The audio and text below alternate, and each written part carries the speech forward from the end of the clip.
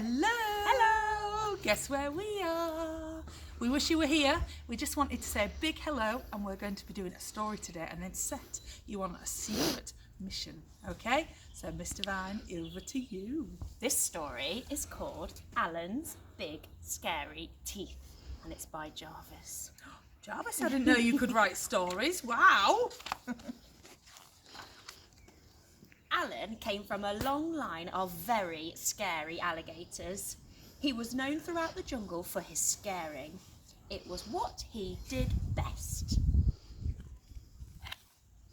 Alan would start each day polishing his scales, sharpening his nails, and brushing each of his big, scary teeth for at least 10 minutes at a time.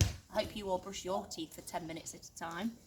After practicing his frightening faces in the mirror, he'd sneak into the jungle for his morning round of scaring. Alan went snap, snap, and grrr, grrr. He said things like, "I'm big, scary Alan. Fear my razor-sharp teeth." Oh dear. He made the frogs leap off their lily pads, the monkeys tumble from the trees, and the parrots screech in terrible terror. "I love being scary," laughed Alan. After a long day of scaring the jungle animals, Alan would head back home to the swamp, relax, finish the crossword in the Jungle Times, and take out his false teeth. Nobody knew about Alan's false teeth. "Good night, teeth. Sweet dreams, my scary snappers," Alan would say, as he put them away carefully in his super secret hiding place. One morning, Barry the Beaver was up early collecting wood and came across a dozing Alan. Terrified that Alan might wake up and gobble him whole, he quickly dived behind a bush. Phew, that was close, thought Barry, just as a set of false teeth fell out of a bush with a very familiar snap, snap. When Alan awoke, his teeth were gone. My teeth! Where are my teeth? What could he do? Maybe no one would notice. Could he still be scary without them? He decided to head into the jungle as usual. He made the frogs leap off their lily pads, the monkeys tumble from the trees, and the parrots screech. With laughter, Alan wasn't very scary without his teeth. Alan slunk back to the swamp. He had never been more embarrassed. He came from a long line of very scary alligators. Scaring was all he had ever known.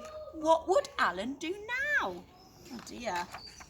Poor Alan began to cry, just a bit at first, but then the tears kept coming. He howled and yowled more than all the jungle babies put together, and he could not stop crying until... Oh dear, Mrs. Coopman.